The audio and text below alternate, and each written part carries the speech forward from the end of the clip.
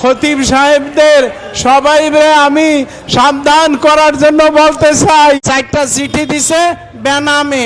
1 নম্বরে লেখছে, আপনারা সবাই টার্গেটে আছেন, অখণ্ড ভারত মাতার পক্ষে কথা বলতে হবে।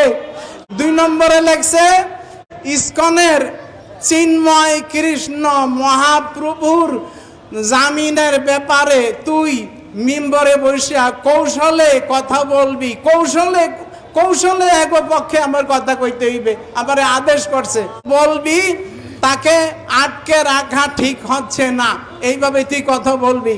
3 নম্বরে লেখছে, বাংলাদেশের সকল ধর্মভিত্তিক দল বিএনপি এবং এনসিপির বিরুদ্ধে কৌশলে কথা বলবি। 4 নম্বরে লেখছে, মুসলমান মেয়েরা হিন্দু ছেলেদের সাথে প্রেম করতে কোনো বাধা নাই। এটা